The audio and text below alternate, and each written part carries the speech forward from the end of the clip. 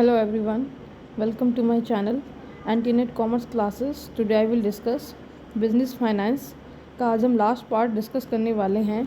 आप मेरी सारी की सारी वीडियोस देखेंगे बिजनेस फाइनेंस की, तो यूजीसी से रिलेटेड, ठीक है जी, यूजीसी से रिलेटेड जितना भी सिलेबस है फॉर द बिजनेस फाइनेंस मैंने वो सारा कंप्लीट करा दिया है इस वीडियो को इंक्लूड कर ओके। आपका सारा सिलेबस हो जाएगा, ठीक है, अगर आप मेरी सारी वीडियोस देखेंगे बिजनेस फाइनेंस की। इसमें मैंने आपको कैपिटल बजटिंग, कैपिटल स्ट्रक्चर्स, ठीक है जी, टाइम वैल्यू ऑफ मनी और उसकी जो रिस्क अनसर्टेनिटी से रिलेटेड उसकी बिजनेस कैपिटल बजटिंग की थी टेक्निक्स, वो मतलब बहुत सारा सिलेबस करा दिया है। अगर आप ध्यान से पढ़ेंगे कॉस्ट ऑफ कैपिटल, ठीक है, तो आपको सारा कुछ मिल जाएगा। चलिए, जो रिमेनिंग टॉपिक्स रह गए थे उनको हम इसमें पढ़ते हैं। चलिए पढ़ते हैं। पहले हम पढ़ते हैं ईओक्यू। ईओक्यू होता क्या है? Economic order quantity. हमने एक ऐसा ऑर्डर देना होता है जिससे हमें ज़्यादा कॉस्ट ना आए, मतलब हम इतना सामान हमने मंगाना होता है कि हमारी जो पर ऑर्डर कॉस्ट है वो मैक्सिमम ना होकर मिनिमम हो जाए, ठीक है जी। मतलब कि हमने अपना मिनिमम कॉस्ट रखनी होती है और मैक्सिमम हम करने की कोशिश करते हैं प्रॉफिट। इसीलिए हमने इकोनॉमिक ऑर्डर क्वांटिटी, कितना ऑर्डर करें, कितनी क्वांटिटी का ऑर्डर करें जिससे कि हमें इकोनॉमिक प्रॉफिट हो सकें। The framework use to determine this order quantity, इसमें क्या करते हैं हम, ऑर्डर क्वांटिटी कितनी हमने ऑर्डर करनी है। ये Wilson EOQ model, Wilson formula, Andler formula. The model was developed by for W Harris in 1913, but आर.एच. विल्सन ने इसको कंसल्ट किया था, हु अप्लाइड इट एक्सटेंसिवली, ठीक है जी।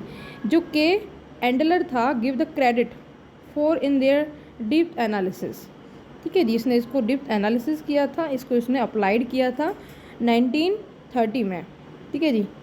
चलिए पढ़ते हैं। इसमें हम क्या निकालते हैं, ऑर्डर क्वांटिटी निकालते हैं कि कितना हमने ऑर्डर करना है। इसका कुछ इस तरह डायग्राम होता है। ये होती है किसी फर्म की टोटल कॉस्ट, ठीक है जी। क्या होती है? किसी फर्म की टोटल कॉस्ट होती है। तो हमने, ये होती है हमारी होल्डिंग कॉस्ट और ये होती है कैरिंग कॉस्ट। जहाँ पर ये दोनों इंटरसेक्ट करती हैं, जहाँ पर ये दोनों इंटरसेक्ट करती हैं, वो पॉइंट हमारा क्या होता है, वो पॉइंट क्या होता है हमारा, इकोनॉमिक ऑर्डर क्वांटिटी, ठीक है जी। जहाँ पे ये इंटरसेक्ट करती हैं वो होता है इकोनॉमिक ऑर्डर क्वांटिटी, जिस पर हमने हमारी जो कॉस्ट होती है ये क्या है, मिनिमम है, ठीक है। चलिए पढ़ते हैं इसको। होल्डिंग कॉस्ट को हम क्या क्या कहते हैं? होल्डिंग कॉस्ट को हम कैरिंग कॉस्ट भी कहते हैं, अपॉर्चुनिटी कॉस्ट भी कहते हैं, इंटरेस्ट रेट कॉस्ट भी कहते हैं। आपको कोई भी नाम से क्वेश्चन आंसर आ सकता है। मैं आपको बता दूं, यूजीसी में इससे रिलेटेड ना न्यूमेरिकल आता है हर बार। इसको आपको डेटा दे दिया जाएगा और आपको पूछेंगे कि वो क्यों निकालिए, ठीक है। इसमें होल्डिंग कॉस्ट को वो कैरिंग कॉस्ट भी बोल सकता है, अपॉर्चुनिटी कॉस्ट भी बोल सकता है और इंटरेस्ट रेट भी बोल सकता है। और ट्रांजिशन कॉस्ट को ऑर्डरिंग कॉस्ट, दोनों सेम होती हैं। ट्रांजिशन कॉस्ट या ऑर्डरिंग कॉस्ट हो, दोनों का मतलब सेम होता है, ठीक है जी। नंबर 1 है, ये नंबर 2 है। चलिए आगे पढ़ते हैं। ईओक्यू का फॉर्मूला क्या होता है? ईओक्यू का फॉर्मूला होता है ये, √2 multiply annual material multiply ordering cost, क्या, ऑर्डरिंग कॉस्ट अपॉन में कैरिंग कॉस्ट, ठीक है। कैरिंग कॉस्ट को हम क्या बोलते हैं, होल्डिंग कॉस्ट बोलते हैं। ऑर्डरिंग कॉस्ट को ट्रांजिशन कॉस्ट भी बोल देते हैं। 2 मल्टीप्लाई एनुअल रिक्वायरमेंट मल्टीप्लाई में ऑर्डरिंग कॉस्ट अपॉन में कैरिंग कॉस्ट, जिसका सारे का रूट, ठीक है जी। इसका फॉर्मूला होता है, ये है इसका फॉर्मूला 2, ये है √2 मल्टीप्लाई एनुअल रिक्वायरमेंट और ऑर्डरिंग कॉस्ट अपॉन में कैरिंग कॉस्ट, ठीक है जी। सी से क्या होता है, कैरिंग कॉस्ट, ओ से ऑर्डरिंग कॉस्ट, जिसे हम होल्डिंग कॉस्ट भी कहते हैं। अब ईओक्यू का फॉर्मूला इस तरह पुट करते हैं, जैसे कि उसने रिक्वायरमेंट थी एक साल में, उसे 25,000 यूनिट्स की रिक्वायरमेंट थी, तो उसने एनुअल रिक्वायरमेंट की जगह 25,000 लिख दिया। और उसका जो ऑर्डरिंग कॉस्ट था, क्या था, उसका ऑर्डरिंग कॉस्ट था वो 50 रुपीज़ आ रहा था, ठीक है। और उसकी कैरिंग कॉस्ट आ रही थी 10%, तो 10% का हमने क्या ले लिया, इस तरह ले लेते हैं इसको, ठीक है जी। इसका जो ये रूट बनकर आया इतना, जब हम इसका एक मिनट इसको हम निकालते कैसे हैं, जैसे कि हमने पता नहीं है कि इसका रूट कितना आएगा, तो हमने इसको क्या कर दिया, इसको जो ऑप्शन दे रखे होंगे उसका डबल मल्टीप्लाई करके देख लेना, ठीक है, तो इसका हम डबल मल्टीप्लाई करेंगे इसको इससे, तो ये वाली वैल्यू आ जाएगी। तो इसका आंसर आया ये कितना, 5000 यूनिट्स। चलिए पढ़ते हैं, अब हम पढ़ते हैं कैश मैनेजमेंट मॉडल्स, बहुत ही इंपॉर्टेंट है रिलेटेड टू यूजीसी। ठीक है जी, क्या एक बार क्वेश्चन में आया भी था मिलर से रिलेटेड क्वेश्चन। तो चलिए पढ़ते हैं।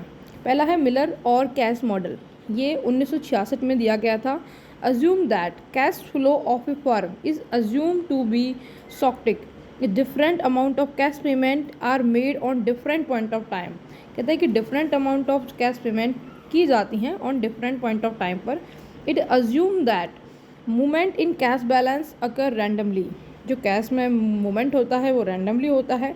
Miller Orr suggest a model with control limit, जो कि कंट्रोल करता है लिमिट को, which set control point for time and size of transfer between a investment account and cash account. क्या डिसाइड करता है ये, एक कंट्रोल लिमिट डिसाइड करता है, सजेस्ट करता है, और विच सेट, वो सेट करता है कंट्रोल पॉइंट को for time and size of transfer between an investment account and cash account. The model assert that transfer money into or out of the account to return the balance to a predetermined nominal profit, where the actual cash balance went outside a lower limit and upper limit. ये decide करता है upper limit and lower limit.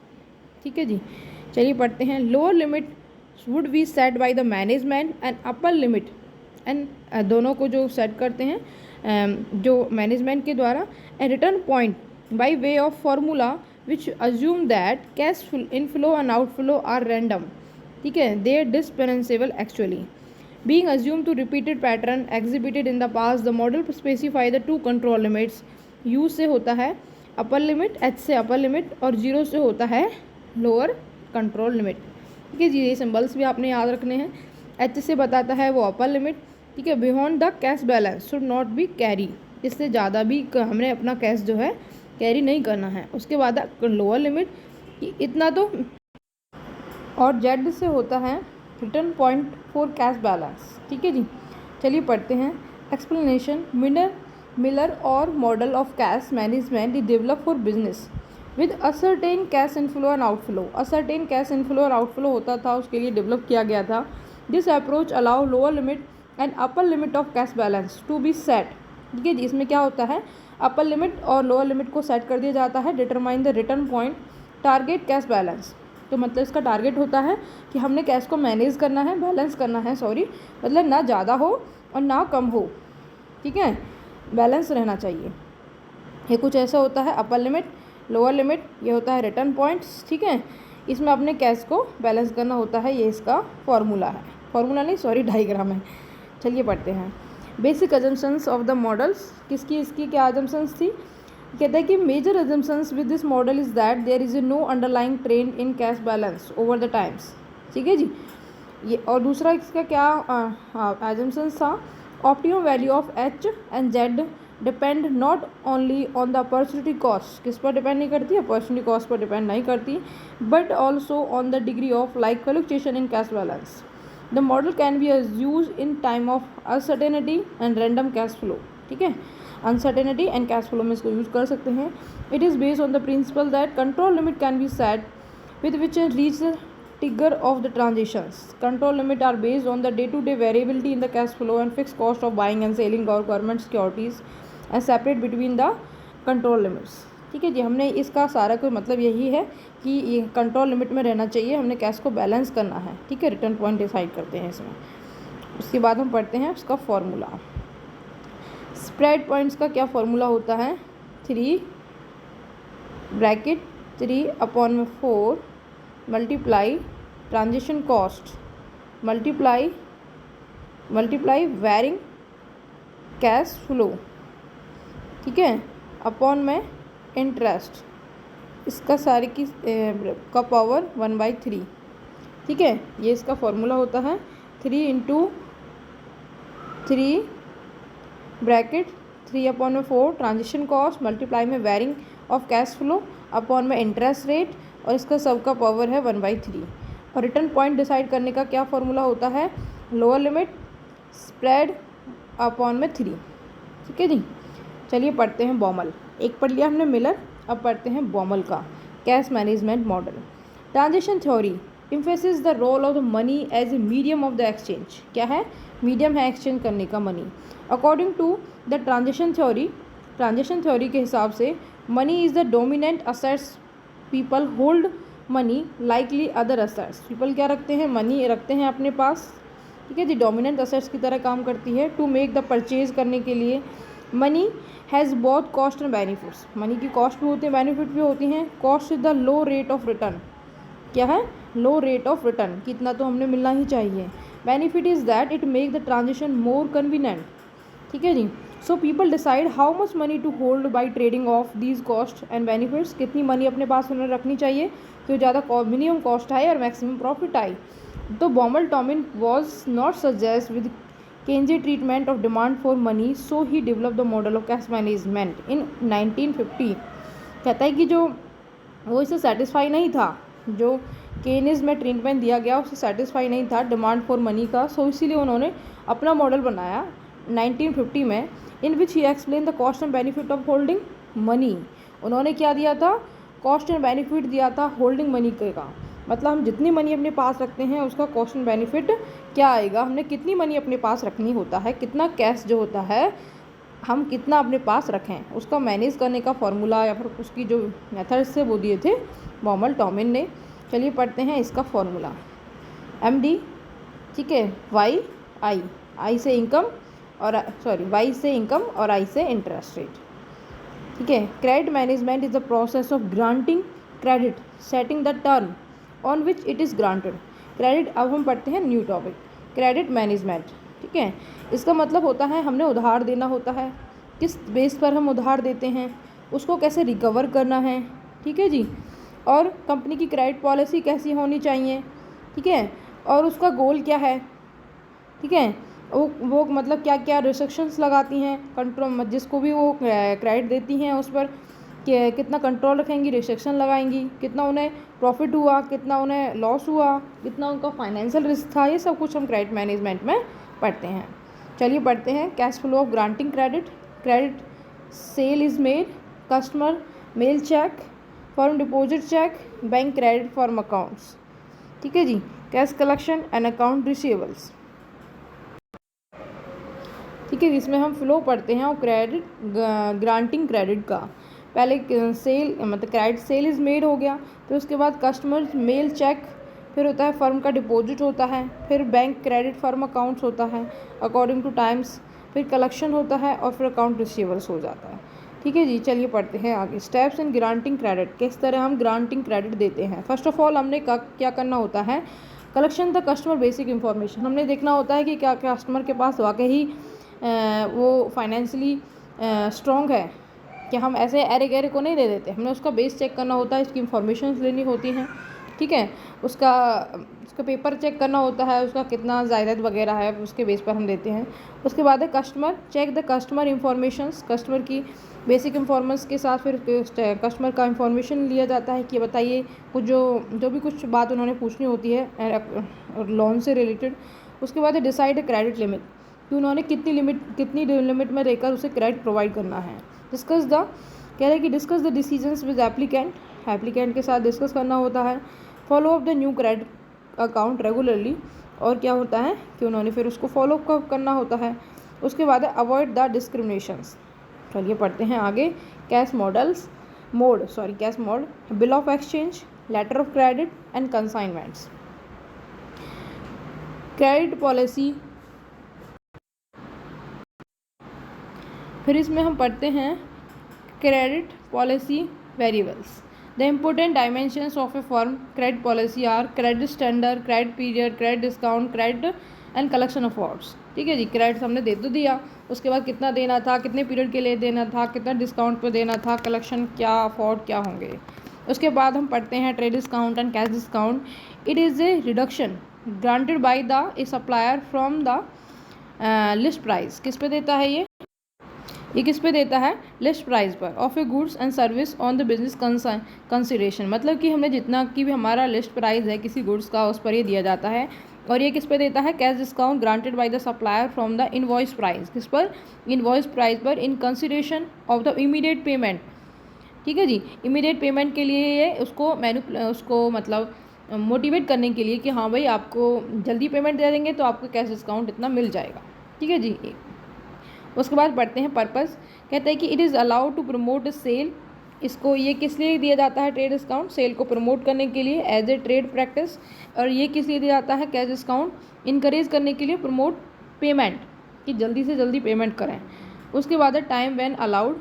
It is allow on the purchase goods. Purchase goods पर होता है। It is allowed on immediate payments. जो जल्दी payment करेगा उसको ही मिलेगा। उसके बाद है disclosure in the invoice. It is shown by way of discussion. ठीक है जी। Deductions in the invoice itself. ठीक है जी। ये होता है मतलब कि trade discount is not open in the ledger. Ledger में नहीं लिखते इसको, ओपन नहीं होता लेज़र में, बट जो होता है cash discount is open in laser. ठीक है जी। हाँ, उसके बाद पढ़ते हैं it is very with the quantity purchase. जितना आप क्वांटिटी ज़्यादा परचेज करेंगे उतना ज़्यादा ट्रेड डिस्काउंट आपको मिल जाएगा। अकॉर्डिंग टू परचेज ये वेरी करता है। ठीक है। It may very with the period with in the payments. कहते हैं जितनी जल्दी आप पेमेंट कर देंगे उतना ही आपको ज़्यादा मिलेगा ये। ठीक है जी। इसमें क्या था, जितना आप ज़्यादा क्वांटिटी खरीदेंगे उतना मिलेगा, और इसमें क्या है जितना जल्दी पेमेंट कर देंगे उतना मिलेगा। ठीक है। उसके बाद क्रेडिट स्टैंडर्ड्स पढ़ते हैं। इसका फॉर्मूला है डेल्टा RI का मतलब होता है चेंज इन रेजिडुअल इनकम। ठीक है जी। चलिए पढ़ते हैं। इसमें है डेल्टा S का मतलब है इंक्रीज इन सेल्स। 1 - V का मतलब होता है ratio of variable cost to sales. Ratio of variable cost to sales. ठीक है। 1 - V माइनस डेल्टा S मतलब कि इंक्रीज इन सेल्स। और BN का मतलब होता है डेप्ट लॉस रेशो और टू न्यू सेल्स, कि हमने न्यू सेल पर कितना बैड डेप्ट हो गया। ठीक है जी। उसके बाद है 1 - T मतलब कॉर्पोरेट टैक्स के आफ्टर कर देते हैं, और माइनस में K डेल्टा I। K बोले तो post tax cost of capital, और डेल्टा I बोले तो increase in receivable investments. Increase in receivable investment. ये क्रेडिट स्टैंडर्ड का फॉर्मूला होता है delta RIA equal to delta S into 1 - V minus delta S BN bracket बंद 1 - T minus K delta I। ठीक है जी। उसके बाद पढ़ते हैं क्रेडिट पीरियड। क्रेडिट पीरियड निकालने का फॉर्मूला क्या होता है?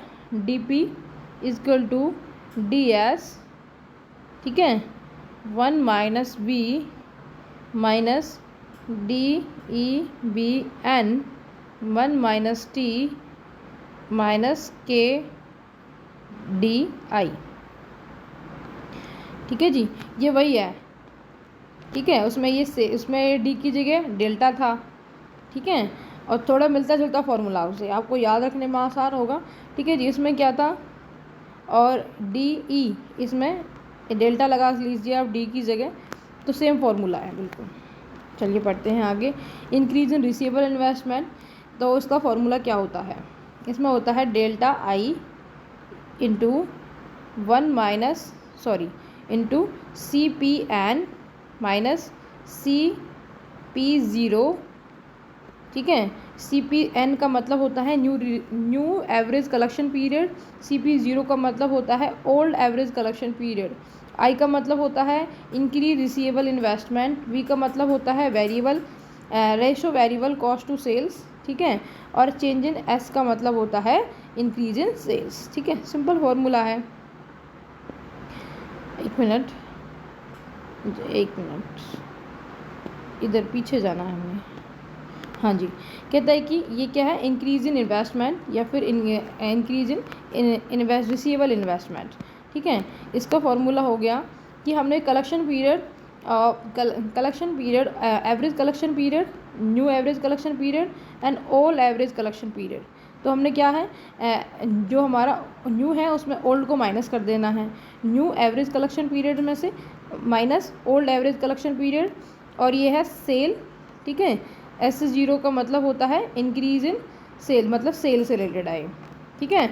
उसके बाद है 360 प्लस V फिर ACPN new average collection period. Delta S का मतलब होता है इंक्रीज इन सेल्स। ये है ओल्ड सेल और ये है इंक्रीज इन सेल, और अपॉन में 360। ठीक है। इसका फॉर्मूला है delta I equal to ACPN मतलब कि new average collection period minus में ओल्ड एवरेज कलेक्शन पीरियड, ठीक है, उसका एस मतलब कि जो ओल्ड सेल थी अपॉन में 360 प्लस वी और उसका न्यू एवरेज कलेक्शन पीरियड, ठीक है, और डेल्टा एस अपॉन में 360, ठीक है। उसके बाद हम पढ़ते हैं liberalising in the cash discount policy.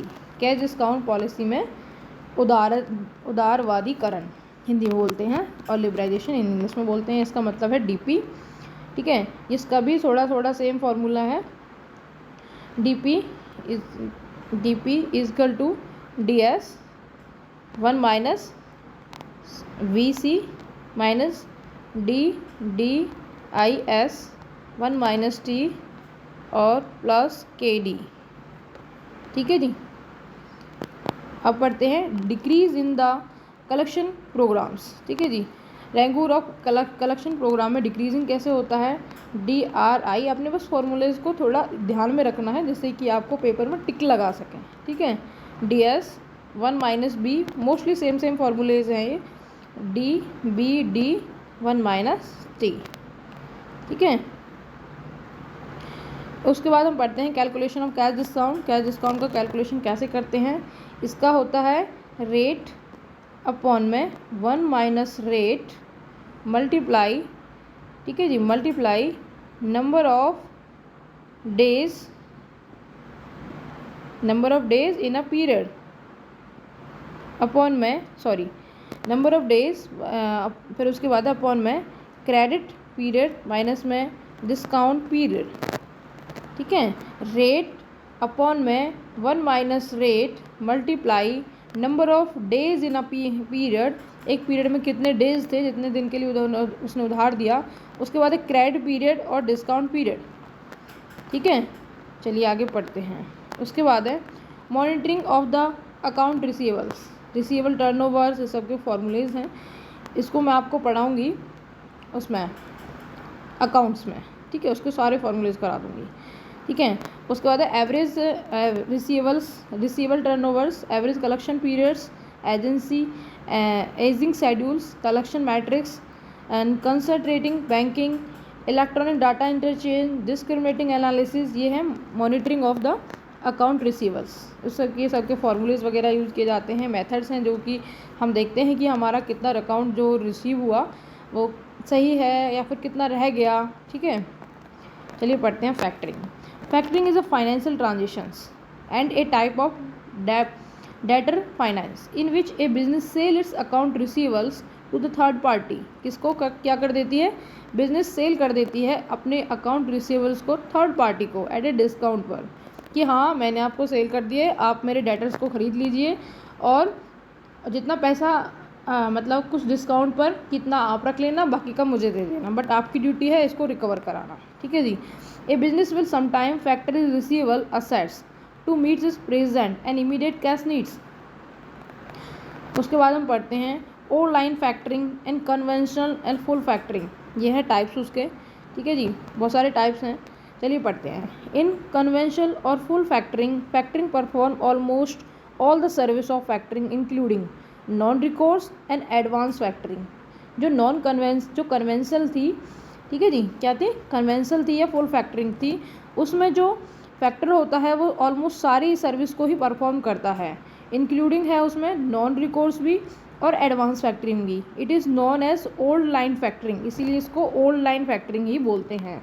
Factoring agreement that provide collections भी करता है वो, इंश्योरेंस भी, finance for the account receivables, an arrangement between a business and a financial institutions in which the financial institutions purpose the account receivable from the business, ठीक है जी, and the buyers of the account take the responsibility for the collection of accounts and also called account receivable financing. ये सारी की सारी responsibility लेता है कि हाँ भाई मैं आपके पैसे को इकट्ठा कर कर आपके डेटर से आपको दे दूंगा। उसके बाद हम पढ़ते हैं रिकोर्स फैक्टरिंग क्या होता है, द फैक्टर दैट रिकोर्स, ठीक है, to clients selling firm if the receivable purchase turn out to be bad, risk of the bad debt is to be borne by the clients. The factor does not assume the risk of default associated with receivables. क्या कहता है कि जो factor है वो risk नहीं लेता, जो जितना भी बैड डेट का रिस्क आया वो सब बॉर्न करेगा क्लाइंट्स, ठीक है जी। उसके बाद हम पढ़ते हैं सेलिंग फर्म है जो क्लाइंट्स, सेलिंग फर्म का मतलब क्लाइंट्स है जो, वो जो भी रिस्क है डेप्ट जितना भी हुआ वो सब कौन बियर करेगा, सेलिंग फर्म ही बियर करेगी, फैक्टर जो है रिस्क नहीं लेता है। ठीक है, उसके बाद हम पढ़ते हैं non recourse factoring, the risk और लॉस ऑन अकाउंट और non payment by the customers of the clients is to be borne by the factor. ये इसकी जस्ट अपोजिट है, जितना भी रिस्क हुआ, जितना भी क्रेडिटर्स ने हमारा पैसा नहीं दिया, वो सब कौन बियर करेगा, फैक्टर, नॉट की clients. He can not claim this amount from the selling firm, वो सेलिंग फर्म से इस अमाउंट के लिए क्लेम नहीं कर सकता, since the factor bear the risk of non payments. जो फैक्टर है वो ही सारी रिस्क है वो सब बियर करेगा, कमीशंस वगैरह। Fees charge for the service in case of non recourse factoring is the higher होता है under the non recourse factoring के, मतलब कि जो रिस्क होता है नॉन रिकोर्स फैक्टरिंग में ज़्यादा होता है, रिकोर्स फैक्टरिंग में कम होता है फॉर द फैक्टर। चलिए पढ़ते हैं advance and maturity factoring. Advance factoring arrangement, certain percentage of receivable is paid in advance to the clients. कहता है कि कुछ जो सर्टेन परसेंटेज ऑफ रिसीवल्स होते हैं वो पेड कर दिए जाते हैं एडवांस में ही टू द क्लाइंट्स को, the balance being paid on the guarantee payment date. जो बैलेंस होता है, रिमेनिंग जो रह जाता है, उसको हम पेड करते हैं on the guarantee payment date पर। मैच्योरिटी, ये तो होता है एडवांस फैक्टरिंग। उसके बाद है maturity factoring, no advance is paid to the clients, client को कोई एडवांस नहीं दिया जाता, the payment is made on the to the clients, client को पेमेंट कब की जाती है, only on the collection of receivals of the guarantee payment date पर ही इसको पेमेंट दी जाती है क्लाइंट्स को, as may be agreed between the party, जो भी दोनों पार्टीज़ के बीच में एग्री हुआ था, मतलब कि एग्रीमेंट हुआ था, उसके बेस पर ही उसको दी जाती है। उसके बाद है domestic and export factoring. In domestic factoring 3 party are involve, namely selling firm, factor and customers. ठीक है जी। In contrast 4 party are involve in case of the export in cross border factoring. Cross border factoring में 4 party include होती है, नेमली exporter होता है जो selling firm होती है, इम्पोर्टर होता है, ठीक है जी, जो कस्टमर होता है, export factor and import factor. Exporter का फैक्टर होगा और इम्पोर्टर का फैक्टर होगा। 2 factor are involve in export factoring, it is known as 2 factor system of factoring. ठीक है, इसे 2 फैक्टर सिस्टम ऑफ फैक्टरिंग भी कहते हैं क्योंकि इसमें 2 फैक्टर हो जाते हैं। उसके बाद हम पढ़ते हैं forfaiting, financial capital goods export. The term of forfaiting is similar to the export for factoring. जो फोरफिटिंग होता है वो से सिमिलर होता है, just like a export forfaiting की तरह, एक्सपोर्ट फैक्टरिंग की तरह। ठीक है जी। It is a form of financing, ये एक फॉर्म है फाइनेंसिंग की टू एक्सपोर्ट रिसीवल्स के लिए, जो भी हमने एक्सपोर्ट किए हैं उसके रिसीवल्स के लिए, मतलब किस तरह हमने अपना जो एक्सपोर्ट किए हैं उससे हमारा पैसा वसूल कर सकते हैं। Forfaiting is purely financing arrangement. ठीक है, फाइनेंसिंग अरेंजमेंट करती है। Whereas factoring also include other service such as the administration of credit, sales, collections, receivable, maintenance of sale ledgers वगैरह। जो फोरफिटिंग वाले होते हैं ना, वो केवल प्योरली फाइनेंसिंग मैनेजमेंट से रिलेटेड होते हैं, अरेंजमेंट से रिलेटेड होते हैं। और जो फैक्टरिंग वाले होते हैं वो इंक्लूड करते हैं अदर सर्विसेज भी, जैसे कि administration of credit, sales, collections, receivables, maintenance of sale ledger etcetera. हाँ, दोनों का डिफरेंस पढ़ते हैं। फैक्टरिंग का मतलब क्या होता है और फोरफिटिंग का मतलब क्या होता है। For transition with short term maturity, किसके लिए होती है, transition with short term maturity. और फोरफिटिंग होती है for transition medium term maturity periods के लिए।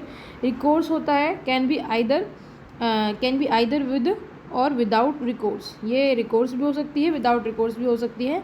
It can be without recourse only, ये केवल क्या होती है, विदाउट रिकोर्स ही होती है। Risk can be transfer to the seller को ट्रांसफ़र कर सकते हैं, क्योंकि रिकोर्स में क्या होता है, सेलर का सारा रिस्क जो होता है वो सेलर ही बियर करता है।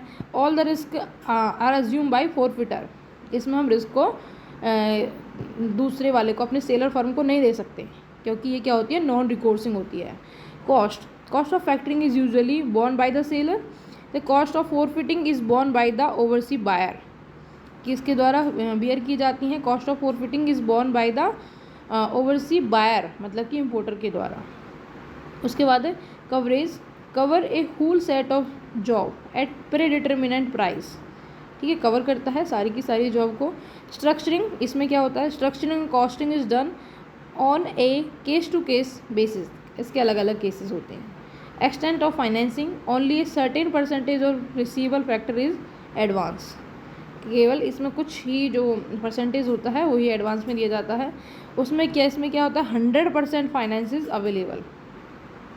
उसके बाद है base of financing, financing depend on the credit stand of the exporters. ठीक है, इसमें क्या होता है financing depend on financial stand of the available banks. ठीक है, सर्विस कहते हैं कि beside financing a factors also provide other services such as the ledger administration, मतलब ये अदर सर्विसेज को भी प्रोवाइड कराता है, ये केवल फाइनेंसिंग अरेंजमेंट से रिलेटेड होता है। Exchange fluctuation, no security against the exchange fluctuation, इसमें कोई सिक्योरिटी नहीं है। ये फोरफिटर जो होता है guard against exchange rate fluctuation for a premium charge, ये इसमें प्रीमियम होता है। ठीक है जी। उसके बाद पढ़ते हैं contract between the seller and factors, इसमें बिटवीन द एक्सपोर्टर एंड फोरफिटर्स। ठीक है, चलिए पढ़ते हैं लीजिंग फाइनेंसिंग। लीजिंग फाइनेंसिंग का मतलब क्या होता है, इस source of medium and long term financing where the owner of the assets give another persons the right to use the assets against the periodical payments. कहते हैं कि कोई असेट्स है, हमने उसको किसी और को दे दिया कि आप मेरे को ये इंस्टॉलमेंट देते रहना, ठीक है, इतना मेरे को इसका रेंट देते रहना, और पीरियडिक पेमेंट कहते हैं जैसे, और आप मेरी असेट्स को यूज़ कर सकते हो। जैसे कि हम खेत वगैरह देते हैं, पट्टे पर दे देते हैं, उसको ही लीजिंग बोलते हैं। Owner of the assets is known as the lessor, जो उसका ऑनर है उसको हम लीजर बोलते हैं, और जो उसका लेने वाला है उसको हम क्या बोलते हैं, यूज़र होता है उसको लीजी बोलते हैं।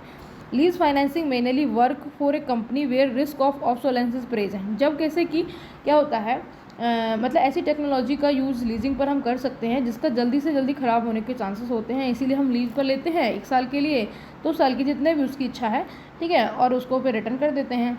ठीक है, उसका रेंट ही तो दिया हमने, परमानेंटली थोड़ी परचेज कर ली। ठीक है, एज ए टेक्नोलॉजी।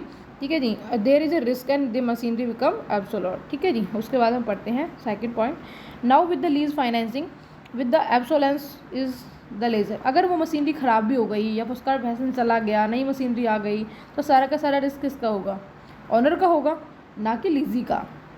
लेसर का होगा, लीजी का नहीं होगा। If the company want to buy then asset the company has to take bad, तो वो क्या उसने क्या लेना होता है, लोन लेना पड़ेगा। अगर वो परचेज भी करना चाहती है तो लोन लेना पड़ेगा, जो कि बैलेंस शीट में शो होगा। ठीक है जी। और ये जो हमारी डेप्ट एंड इक्विटी का रेशो है उसको इफेक्ट करेगा। ठीक है, उसके बाद पढ़ते हैं in case of lease financing living expenses are shown in income statement not in the balance sheet, there is a no effect in the balance sheet, thereby जो हमारे डेप्ट इक्विटी रेशियो है रिमेन सेम एंड टोटल डेप्ट ratio will also remain less as compare to buy decisions.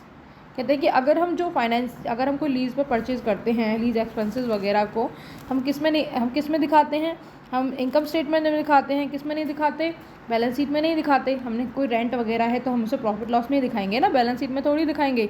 तो इससे हमारा जो डेप्ट equity ratio उस पर भी कोई इफेक्ट नहीं आएगा और आसानी से हम उस असेट्स को यूज़ भी कर सकते हैं। उसके बाद पढ़ते हैं net advantage of the leasing के क्या एडवांटेज होते हैं। User agree to make the periodic payment to the owner को एक पीरियडिक पेमेंट देता है और उस असेट्स को यूज़ कर लेता है। ठीक है जी। अगर कहता है कि in exchange for the use of the assets in general the leasee will only consider leasing the assets if the sum of the lease payment is less than the cost of buying the assets। कहते हैं कि तभी हम किसी assets को lease पर लेनी चाहिए अगर उसका जो जैसे कि एक असेट्स है, मशीनरी है, अगर हम उसको बाय करते हैं तो वो कितने लाख की आती है, 1 लाख की आती है। ठीक है नी, और हमने मतलब 1 लाख की आती है, ठीक है, और हमने उसका रेंट दे रहे हैं 1 महीने का ही 2 लाख। ये कोई अच्छी बात है? ऐसा तो नहीं होता। मतलब कि हम बाय कर लेने चाहिए ऑफकोर्स, क्योंकि रेंट ही उसका 1 मंथ का कितना है, 2 लाख है, और वो मशीनरी तो कई साल चलेगी, 10 साल भी, 15 साल भी, जितनी भी उसकी कैपेसिटी है, तो हमने वो बाय कर लेनी चाहिए। अदरवाइज़ और हमने लीज़ पर केवल तभी लेना चाहिए जब हमें लगे कि हाँ भाई हमारा रेंट कम है और हमारी असेट्स जो है बहुत ज़्यादा महंगी हैं। ठीक है, उसको प्रॉफिट हो तभी सोच समझ कर करना चाहिए। To determine if there is a net advantage of leasing and assets, उससे एडवांटेज हो तभी उसको परचेज़ करना चाहिए, मतलब लेना चाहिए, अदरवाइज उसको परचेज़ कर लेना चाहिए। तो बाय एंड लीज़ का यही किस्सा है। कहते हैं कि बाय एंड लीज़ होता क्या है। बाय का मतलब होता है कि हमने उसको परचेज़ करें, जैसे कि कोई कंपनी है वो मतलब बाइक बनाती है, उसके टायर वगैरह क्या हैं उसको, अब वो देखना है कि उसको जो मतलब बाइक वगैरह या कुछ भी वो मैन्युफैक्चरिंग का काम करती है, ठीक है, तो उसको कोई मशीनरी चाहिए तो वो उसको परचेज़ करे या फिर उसको लीज़ पे ले, वो उसका दोनों को कॉस्ट का एनालिसिस करेगी कि अगर हम लीज़ पर लेते हैं तो हमारी कितनी कॉस्ट आती है, अगर हम बाय पर लेते हैं तो कितनी कॉस्ट आती है, और उसका प्राइस डिसाइड करेगी। लीज़ पर लेते हैं तो इतना है, मशीन का प्राइस इतना है, सब कुछ ध्यान में रखकर ही तभी वो डिसीजन लेती है कि हम उसको बाय करें या फिर हम लीज़ पर लें। ये टैक्स में भी आता है। कह रहे हैं कि it recover A depreciation expenses, ठीक है जी, ईच ईयर्स रिकॉर्ड करते हैं, बट लीज़ कैन नॉट। जो लीज़ी है उसके लिए डेप्रिसिएशन का कोई किस्सा नहीं होता, ठीक है जी, और जो लीज़र होता है उसके लिए होता है। Depreciation can lead to lower taxable net income, तो क्या कहता है ये हमारी जो टैक्स लगता है उसको भी कम कर देता है। But the owner are also responsible for repairs, maintenance and property tax on their assets. कहते हैं कि अगर हमने लीज़ पर ली है तो हमारी कोई ड्यूटी नहीं है कि हम उसको रिपेयर वगैरह कराएं, उस पर डेप्रिसिएशन लगाएं, ठीक है जी। अगर हमने वो लीज़ पे ली है तो हमारी कोई ड्यूटी नहीं है, ठीक है। लेकिन ऑनर का क्या होता है, ऑनर को डेप्रिसिएशन के लिए टैक्सेबल जो डिडक्शंस वगैरह मिलती हैं, ठीक है, तो क्या होता है, तो उसको और भी तो उसके एक्सपेंसेस होते हैं, उसको मेंटेनेंस कराना होता है, रिपेयर कराना होता है, ठीक है। उसके while the lessee may not be depend on the agreement benefit, ठीक है। जो लीजी होता है वो डिपेंड नहीं होता, ठीक है। और बेनिफिट मत कि उसको परचेज ही करना है, उसको नहीं करे वो उसका मन, ठीक है। बेनिफिट ऑफ बाय डिसीजंस, अगर उसको लगता है कि बेनिफिट है बाय डिसीजन में तो ही उसको बाय करेगा, अदरवाइज नहीं करेगा। उसके बाद है capital cost allowance, reduce tax since provide tax shields, ठीक है। कॉस्ट ऑफ कैपिटल के लिए अगर वो ज़्यादा बड़ी असेट्स परचेज करते हैं तो उसको टैक्स सील वगैरह मिल जाती हैं। CCA rate of for asset that are subject to repaid obsolescence, अगर वो परचेज करता है तो क्या होता है, वो ख़राब भी हो सकती है, ठीक है, उसका फैशन भी जा सकता है, मशीन ऐसे भी पड़े रह सकती है, तो सारा का सारा खर्चा किसका आएगा, ऑनर का आएगा, ना कि लीजी का, ठीक है। उसके बाद हम पढ़ते हैं buying in long terms. Buying in long terms कह use to its value at salvage value is almost close to zero, fully amortized data sheet over useful time, leasing is short term. ये है buying long term, हमने जो long term में किसलिए bye करनी चाहिए, ठीक है जी, अगर उसका सैलवेज वैल्यू जीरो आए, फुली यूटिलाइज हो जाए, वो अमोर्टाइज हो जाए, ठीक है। और लीजिंग इज शॉर्ट टर्म, ये लीजिंग किसके लिए, शॉर्ट टर्म के लिए। Use some of its value, return to owner, partially amortize, salvage value is not equal to zero, decision rules. अगर हमारा NAL and NPV of leasing minus NPV of buyings, ठीक है, कहता है कि नेट एडवांटेज ऑफ लीजिंग, क्या निकाल रहे हैं हम, नेट एडवांटेज ऑफ लीजिंग, इसका हम बोलते हैं NAL, ठीक है, net present value of purchasing to the उसका purchasing of to the net present value of leasings, ठीक है। NV का मतलब होता है net present value of purchasing to the net present value of leasing, ठीक है। चलिए पढ़ते हैं। इसके कहता है कि net advantage of leasing decision rules, अगर NPV of leasing minus NPV of buying, ठीक है, अगर NAL मोर देन है जीरो से तो हमें लीज़ कर लेनी चाहिए, ठीक है, क्योंकि हमें लीजिंग बेनिफिट है। NPV of leasing minus NPV of buying में लीजिंग ज़्यादा है तो हमने जीरो से ज़्यादा है तो हमने लीज़ कर लेना चाहिए। अगर हमारा NAL net advantage of leasing less than zero है तो हमने बाय कर लेना चाहिए। अगर NAI हमारा जीरो है तो इनडिफरेंट, आप लीज़ भी कर सकते हो और आप बाय भी कर सकते हो, ठीक है। चलिए आगे पढ़ते हैं। ऑपरेटिंग लीज़ किसे कहते हैं। शॉर्ट टर्म रेंटल क्या होता है, शॉर्ट टर्म होता है, शॉर्ट टर्म के लिए हम किराया वगैरह पर ले लेते हैं। इज़ ये रेस्पॉन्सिबिलिटी फॉर मेंटेनेंस, ठीक है जी, लीज़र, सॉरी ये लीज़र है, लीज़र की रेस्पॉन्सिबिलिटी होगी उसको मेंटेनेंस कराने की। तो leisure receive assets eight the end of the term, जब सारा कुछ फंडा ख़त्म हो जाता है, मतलब वो उसको यूज़ कर लेता है, उसके बाद उसको वापस कर देता है लीज़र को। Salvage value not equal to zero, ठीक है, इक्वल टू जीरो की नहीं होती salvage value. Lessor can cancel the contract, जो लेज़र होता है वो कॉन्ट्रैक्ट को कैंसिल भी कर सकता है। Government allow lessee to keep assets off the balance sheet, तो गवर्नमेंट जो है अलाउ करती है कि वो उसको शो करे। उसके बाद है कैपिटल और फाइनेंसिंग लीज, इसमें हम क्या पढ़ते हैं, financing lease. If any on the following criteria meet it is the capital lease, अगर इस तरह की कंडीशन फॉलो होती हैं तो वो क्या है, कैपिटल लीज है। अगर इस तरह की फॉलो होती हैं तो वो क्या है, ऑपरेटिंग लीज है, ठीक है। If any following criteria meet, ठीक है जी। Transfer of the assets go to lessee at the end of the lease, कहता है कि कई सालों से उसके पास है कोई मशीनरी, जैसे कि उसकी मशीनरी थी, उसके बाद 10 साल रही, उसने उसको जितनी उसकी अमाउंट थी, मतलब उसका परचेजिंग वैल्यू था 1 लाख, उसने उसको ज़्यादा मोस्टली 80,000 रुपये दे दिए एज अ रेंट, तो वो लास्ट में क्या बोलेगा कि भाई तू ही रख ले, इसको ट्रांसफ़र कर देता है लीजी को ही कि आप ही रख लो इसको, मेरे को नहीं चाहिए। उसके बाद lessee can purchase the shares below market value at the end of the lease, मतलब जो लीजी के पास ये इस तरह की कंडीशन होती है कि अगर उसके पास बहुत दिन तक रही वो, तो लीजी उस मार्केट वैल्यू उसको जो असेट्स है उसको खरीद लेता है बिलो द मार्केट वैल्यू। ठीक है, ये कहता है कि lease term is greater than, अगर उस लीजी के पास वो असेट्स उसकी यूजफुल लाइफ से 75% उसकी जो असेट्स लाइफ थी उससे ज़्यादा उसके पास ही रही, जैसे कि उसकी पूरी लाइफ 100% थी और लीजी के पास कितना रही, वो 75% से अबव रही, तो वो लीजी के पास ही रह जाएगी। ठीक है जी, तो उसको क्या बोलेंगे हम, कैपिटल या फाइनेंशियल लीज बोलेंगे। क्या उसके बाद पढ़ते हैं present value of lease payment greater than 90% of the assets market value, मतलब असेट्स की मार्केट वैल्यू से, जैसे उसकी मार्केट वैल्यू जितनी भी थी, जैसे कि 1 लाख थी, उसका 90,000 उसने पेमेंट कर दिया। ठीक है, तो उसने 90% उसकी मार्केट वैल्यू का, मतलब 90% बोले तो 90,000 उसने उसको पेमेंट कर दिया एज अ रेंट, तो उसके पास ही हो जाएगा। अगर ये सारी कंडीशंस जो फॉलो होती हैं तो उसको हम क्या बोलेंगे, उसको हम बोलेंगे फाइनेंसिंग लीज। ठीक है, मतलब उसने लीजर ने लीजी को ही ट्रांसफ़र कर दिया शेयर्स, या फिर उसने उसको परचेज़ कर लिया बिलो द मार्केट वैल्यू, 75% उसकी यूज़फुल लाइफ से उसके पास ही रही वो लीजी के पास। ठीक है जी, और प्रेजेंट वैल्यू ऑफ लीज जो है, मतलब उसने लीजी ने लीजर को 90% वैल्यू उस मार्केट वैल्यू का उसको पेमेंट कर दिया, तो उसको हम क्या बोलेंगे, फाइनेंशियल लीज बोलेंगे, अदरवाइज़ क्या बोलेंगे, ऑपरेटिंग लीज बोलेंगे। ठीक है जी, चलिए पढ़ते हैं ABC एनालिसिस। ये इन्वेंट्री को मैनेजमेंट करने के फॉर्मूलेज होते हैं कि हमने अपनी इन्वेंट्री जो है वो किस तरह मैनेजमेंट करना है उसका। ठीक है, कितनी इन्वेंट्री हमने अपने पास रखनी है, कितना नहीं रखना है, ये सब सारी कंडीशन हम इसमें ही पढ़ेंगे। ABC analysis, this analysis category items based on their annual consumption value, annual consumption value के बेस पर हम कैटेगरीज कर देते हैं आइटम्स का।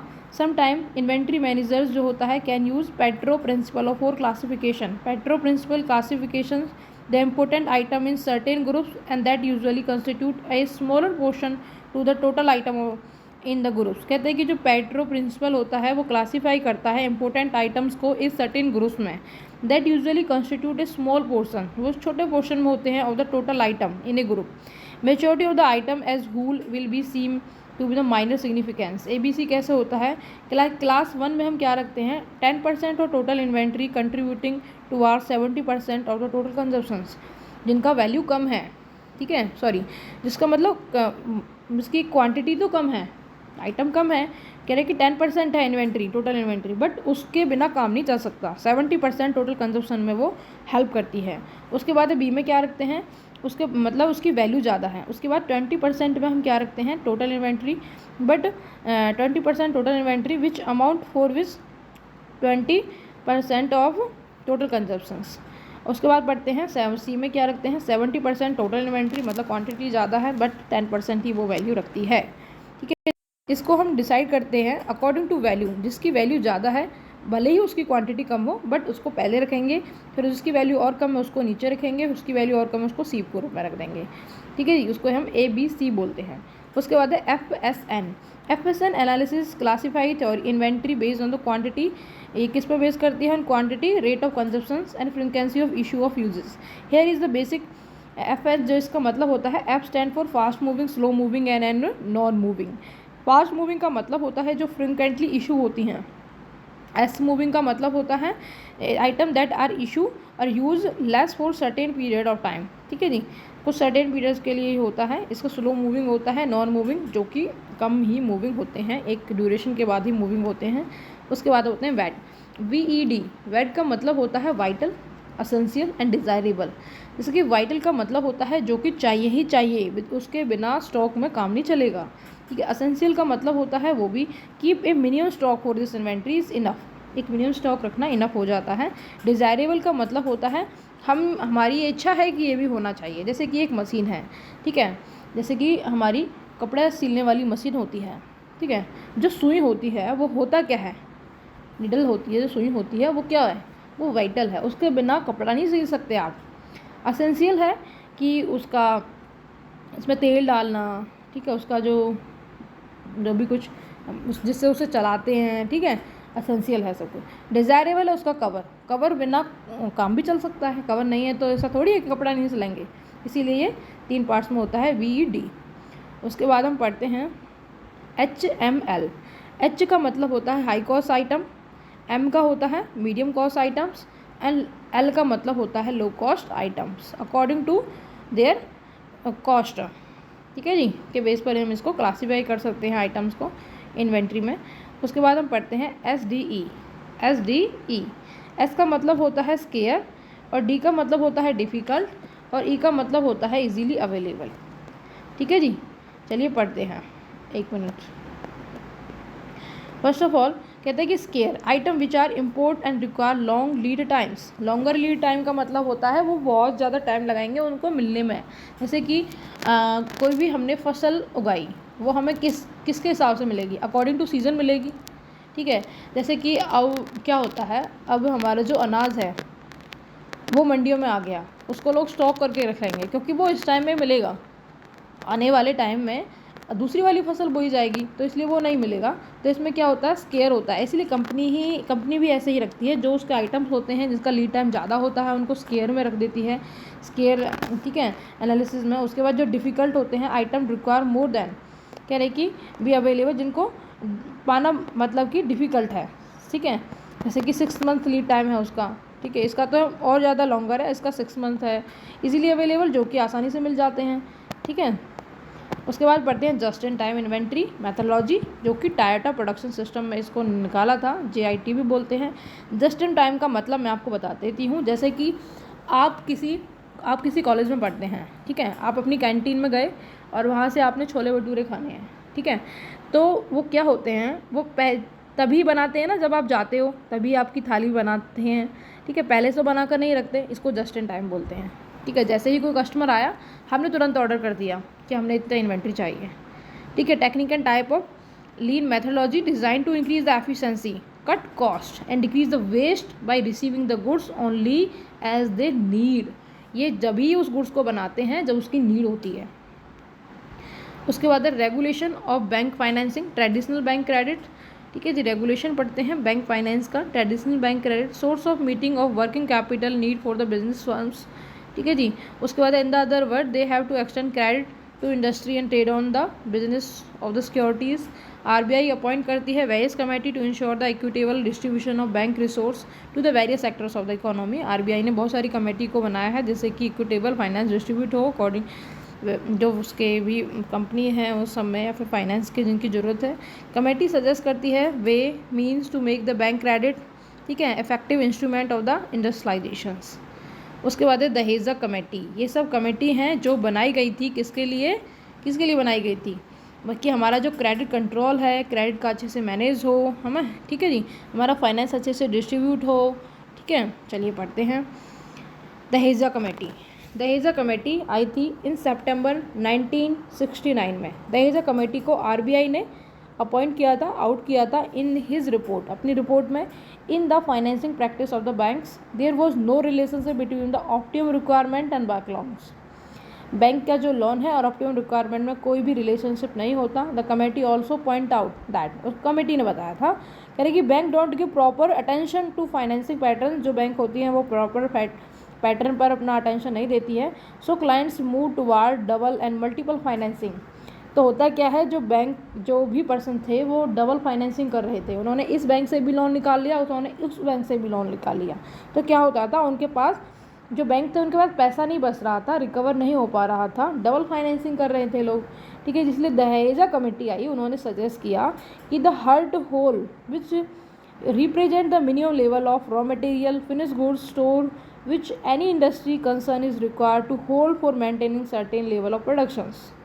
ठीक है जी, उन्होंने कहा कि minimum level of raw material होना चाहिए, फिनिश गुड्स होने चाहिए, store which are industry concern is required to hold the maintain certain level of productions. उसके बाद है strictly short term component which should be fluctuating path of the accounting and path should represent the short term inventory, tax, dividends and bonus payments वगैरह। conclusion of the Daheza committee oriented toward the project and need based lending, कि जिसको ज़रूरत है उसको ही देना चाहिए, project के base पर देना चाहिए। मल्टी और डबल फाइनेंसिंग जो हो रही है उसको रोकना चाहिए। ठीक है जी, और जितनी ज़रूरत है उतना ही देना चाहिए। क्या थी इसकी रिकमेंडेशन, कह रहा है कि very very high charge on unutilise credit limit. Bank ने पैसा दे दिया, उन्होंने कस्टमर्स ने क्या किया, यूटिलाइज़ ही नहीं किया। ठीक है, क्या किया, यूटिलाइज़ ही नहीं किया, तो उसमें क्या होगा, बेकार में पैसा पड़ा रहेगा अनयूटिलाइज अमाउंट पर। उन्होंने द कमेटी ने रिकमेंडेड किया कि जिन्होंने अनयूटिलाइज अमाउंट है इसकी उस पर हाई चार्ज लगाए जाएँ। उसके बाद है एग्जेम्प्ट करना है स्टैम्प ड्यूटी को on the bill to promote the bill discounting, की जो स्टैम्प ड्यूटी है उसको एग्जेम्प्ट करना है, ख़त्म करना है। ठीक है जी, किसको प्रमोट करने के लिए, बिल डिस्काउंटिंग को। उसके बाद मेंटेन करना है hard core level for given level of productions. ठीक है जी, hard core level for given level of productions, इतना प्रोडक्शन तो होना ही चाहिए। उसके बाद प्रेजेंट करना है cash flow statement in the application of bank credit. अगर आपने बैंक से लोन लेना है तो आपको कैश फ्लो स्टेटमेंट को आपको प्रेजेंट करना पड़ेगा। उसके बाद restricted lending with single banks, कहता है कि सिंगल बैंक से ही आपने लैंडिंग करनी है, मल्टीपल बैंक से नहीं करनी है। ये सब उसकी रिकमेंडेशन थी। ठीक है, उसके बाद हम पढ़ते हैं मैक्सिमम क्रेडिट पीरियड कितना होना चाहिए, 60 से 90 डेज़ का होना चाहिए, उन्होंने ये रिकमेंडेड किया। उसके बाद टंडन कमेटी आई थी 1974 में। किसने किया था, RBI constituted study group under the chairmanship of mister P L Tandon. ठीक है जी, आरबीआई ने कंस्टिट्यूट किया 1974 में, जुलाई में। ठीक है, कौन थे उसके चेयरमैनशिप थे मिस्टर पीएल टंडन। उन्हें study group was asked due to some recommendation on the following patterns, उसने कुछ रिकमेंडेशन दी। Number first, what constitute the working capital requirement of industry and what is the end use of the credit। Working capital requirement कितनी है industry की और credit का use क्या है। कह रहा है कि उसने फिर क्या सोचा कि how is the quantum of bank advance to decide, कितना उसने लोन देना चाहिए। Can norm be involve current assets for डेप्ट and equity ratio to be ensure minimum dependent on the bank finance, कितना जो है डेप्ट इक्विटी रेशियो वगैरह होना चाहिए। उसके बाद can be current manners and stage of landing impose. ठीक है, उसके बाद क्या, can be adequate planning assessment and implementation system to be involve to ensure the discipline flow of credit meet to the junior production needs and in proper supervisions होना चाहिए। ये सब मतलब उन्होंने रिकमेंडेशन के बारे में पूछा था, ऐसे कुछ हो रहा है या नहीं हो रहा। उसके बाद उन्होंने फाइनल रिकमेंडेशन दी अपनी कमेटी में।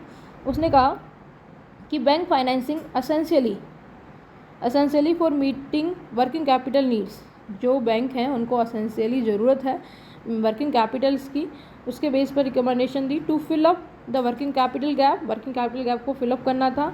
उसके बाद है C norms, the borrowing requirement of industry unit depend on the length of the working capital cycle. Working capital की जो साइकिल है का मतलब जो भी उसका नेचर है उसके बेस पर ही बोरोइंग जो रिक्वायरमेंट ऑफ इंडस्ट्री की डिपेंड करती है। उसके बाद डी कहा उसने 3 different method for calculating the borrowing limit of to financing working capital.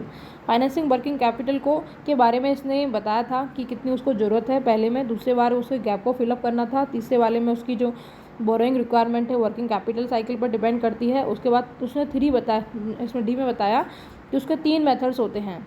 First of all होता है, first step is use to require fund deposit your money in term deposit, never purchase excessive inventories. कहता है कि ज़्यादा से ज़्यादा inventory purchase ना करें, अपनी मनी को ज़्यादा इन्वेंट्री परचेज करने में इन्वेस्ट ना करें, जितनी ज़रूरत है उतना ही करें। ठीक है, उसके बाद है borrower will have to provide minimum 25% of total current assets from the term funds से उन्हें टोटल 25% ऑफ करंट असेट्स का क्या करना चाहिए, मिनिमम बोरोअर को प्रोवाइड करना चाहिए। उसके बाद है decide the limit as per current assets and current liability के बेस पर, and style of the credit and information system for credit, ये सब उन्होंने रिकमेंडेशन दी।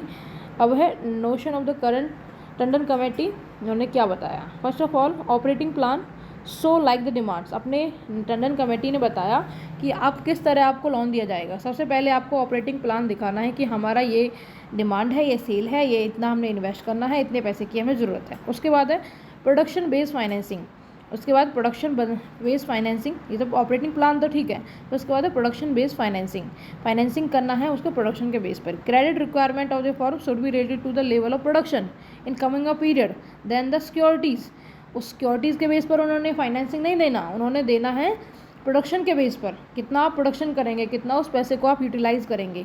उसके बाद है partially banking financing, bank should finance only A part of total working capital requirement, जितनी उसी वर्किंग कैपिटल रिक्वायरमेंट है उसका केवल पार्ट ही उसको मिलेगा, a firm should make a part of contribution on their on as well.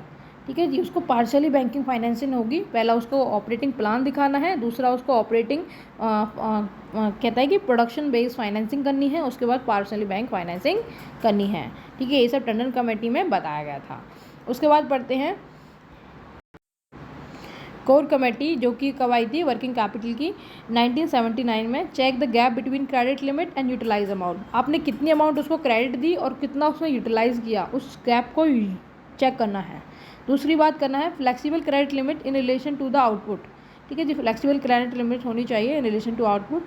More discipline credit facility, अच्छी से अच्छी जो है मतलब उसने उसको मॉनिटरिंग वगैरह करना है। Improve the management funds. ठीक है, ये सब उसकी रिकमेंडेशन थी। उसके बाद लैंडिंग सिस्टम प्रपोजल, यूज़ करना है more loans and bill than the cash credit. क्या कहता है ये, इसका ही है। कहता है कि लैंडिंग सिस्टम प्रपोजल क्या आता है, यूज़ करना है more loans bill than the cash credit. Credit नहीं देना है, लोन और बिल्स को यूज़ करना है। उसके बाद होता है remove the system of bureaucratic credits limits. ठीक है जी, उसको रिमूव करना है। According to the change credit limit with change production to reduce the amount of unutilise. कह रहे हैं कि according to change credit limit, अगर हमारी क्रेडिट लिमिट चेंज हो जाती है फिर चेंज प्रोडक्शन चेंज हो जाता है to reduce the amount of unutilize. तो अनयूटिलाइज जो अमाउंट है उसको रिड्यूस करना है। ठीक है जी, उसके बाद होता है reducing cash credit by increasing the bill of financing. Cash credit को इसने मतलब कैश क्रेडिट की तरफ ध्यान नहीं दिया, उसने कहा था कि बिल या लोन्स पर ही हमने ज़्यादा रखना चाहिए। ठीक है, उसके बाद होता है इसने ना लिमिट को रिमूव कर दिया था कि इतनी लिमिट देनी है, मतलब जितना उसको ज़रूरत है उतना देना है। उसके बाद होता है कन्वर्ट लोन अगेंस्ट डेटर्स। ठीक है जी, कन्वर्ट करना है लोन को अगेंस्ट डेटर्स में, जो उसके डेटर्स हैं। ठीक है, जिसको लोन में कन्वर्ट करा दिया जाना चाहिए। 50% of cash credit to the bill financing. ठीक है, उसके बाद पढ़ते हैं मराठे कमेटी। मराठे कमेटी ने क्या कहा था, ये कमेटी सेटअप की गई थी to review the licensing policy of 4 new urban cooperative banks. जो अर्बन कॉर्पोरेटिव बैंक्स थे उनके जो लाइसेंसिंग पॉलिसी थी उसको रिव्यू करने के लिए। इसका हेड था SS Marathe of the Reserve Bank of India. Board committee prescriptions submit in the May 1992 में इसने अपना जो भी उसका डिस्क्रिप्शन था सब कुछ दे दिया था।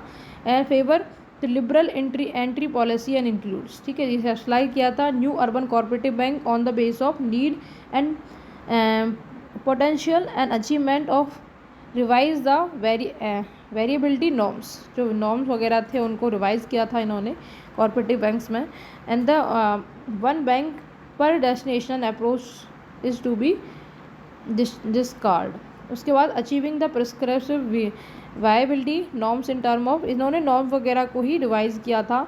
शेयर कैपिटल इनिशियली, कह रहे कि share capital initial membership and other parameter with in specific times. ठीक है, इन सब को इन्होंने अचीव किया, प्रिस्क्राइब किया। अचीविंग द प्रिस्क्राइब नॉर्म्स वगैरह थे। उसके बाद इंट्रोडक्शन किया इन्होंने to of a monitoring system to generate easily warning signals and of timely dedication of the sickness. जो भी मतलब सिक हैं, मतलब कि जो भी हमारी जो लॉस में जा रही हैं उन सबको आसानी से मॉनिटरिंग करना। ठीक है जी, उन सब के बारे में इन्होंने दिया था, रिव्यू किया था लाइसेंस। इसका मेन पॉइंट ज़्यादा यही है, review the licensing policy of new corporative banks. ठीक है, चलिए पढ़ते हैं असेट सिक्योरिटाइजेशन। असेट सिक्योरिटाइजेशन का मैं आपको फंडा बता देती हूँ। इसमें हुआ क्या था, इसमें ये हुआ था कि हमारे जो बैंक्स थे वो बहुत ज़्यादा लोन में डूब गए थे। मतलब कि उन्होंने जनता को, जैसे कि बैंक थे, उन्होंने जनता को लोन तो दे दिया था। ठीक है, लोन तो उन्होंने दे दिया था, बट जनता क्या थी, वो पैसे को वापस नहीं दे रही थी।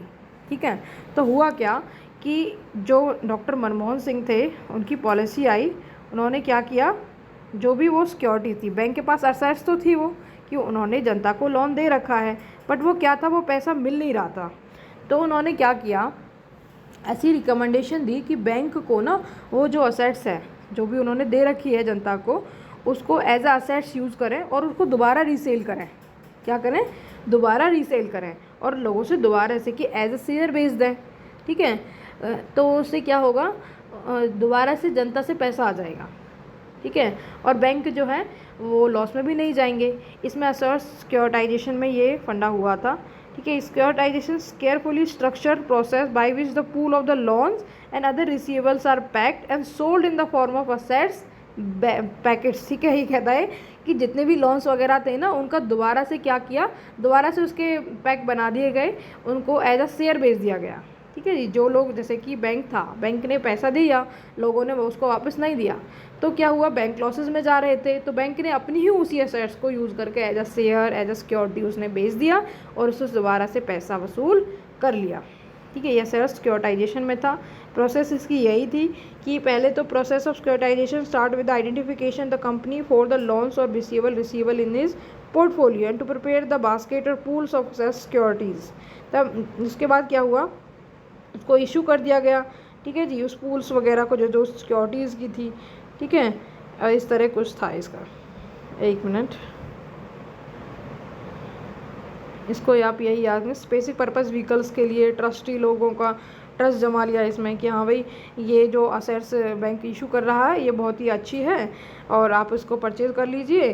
बट इसमें होता क्या है, वही था कि उन्होंने उसका पैसा नहीं दिया था लोगों ने, तो सरकार ने क्या किया, जो बैंक वगैरह थे उन्होंने क्या किया, अपना जो असेट्स उसको नहीं मिल रही थी उसको एज अ सिक्योरिटी या सेल्स करके बेच दिया, जिससे पैसा कमाने की उसको एक अच्छी खासी स्कीम मिल गई थी, ठीक है। लेकिन एक लोगों को बुद्धू बनाने वाला काम था, ठीक है। ये सब उसका मेथड है, आप पढ़ लेना, ठीक है।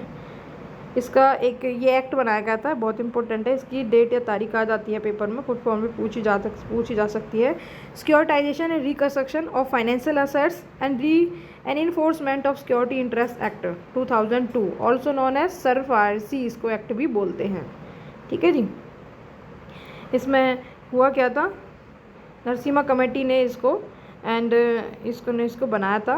इसमें सिक्योरिटाइजेशन एंड रिकंस्ट्रक्शन के लिए भी जितने भी रूल रेगुलेशन थे सारे फॉलो लिखे हुए थे, ठीक है, इंडियन लॉ में, ठीक है। सिक्योरिटीज़ को क्या करता था, रिकंस्ट्रक्शन करना था of financial assets and informants of security act 2002। इसका सारा फंडा यही था, आप चाहें तो इसको पढ़ सकते हैं, ठीक है। NPVA क्या होता है, NPVA का मतलब होता है एक ऐसी असेट्स जो कि मतलब वसूली नहीं हो रही है, ठीक है। मतलब उसका क्या है कि वो वसूली नहीं हो रही है, मतलब बैंक ने लोन दे दिया, उसका पैसा वापस ही नहीं आ रहा, तो उसे NPA में डाल देते हैं, ठीक है। इसका substandard 12 month from the date it was declare as non performing assets, वो कोई परफॉर्म नहीं कर रही है अगर उसको 12 मंथ से ज़्यादा हो गए हैं, या फिर डाउटफुल असेट्स है, if the assets remain substandard for a period exceeding 12 month, अगर 12 मंथ से ज़्यादा है तो कंपनी उसे किस में डाल देती है, नॉन परफॉर्मिंग असेट्स में डाल देती है। उसके बाद पढ़ते हैं थर्ड पॉइंट, कहते हैं कि lost if the assets remain substandard for a period exceeding the 36 month और 3 ईयर्स, 36 मंथ से 3 ईयर तक उसने रहा, तो क्या कह सकती है, उसको 36 मंथ रही या फिर 3 ईयर रही तो उसको नॉन परफॉर्मिंग असेट डाल देती है, उसको NPA हम कह देते हैं। इसमें हम पढ़ते हैं NPA for the purpose securitisation mean assets in which interest और principal is over dues 100 days और मोर। इसमें 100 डेज कहा गया था, ठीक है, कुछ NPA की कहानी है। उसके बाद सिक्योरिटाइजेशन डिफरेंट फ्रॉम फैक्टरिंग, जो सिक्योरिटाइजेशन होता है वो डिफरेंट होता है फैक्टरिंग में। In case factoring only existing receivers are require, these receivers are accrued but not due payments, ठीक है, ड्यू होते हैं बट पेमेंट्स नहीं होते, ठीक है, not due for payments and accord receivers. उसके बाद होता है however in securitization even future receivers can be require and securitise.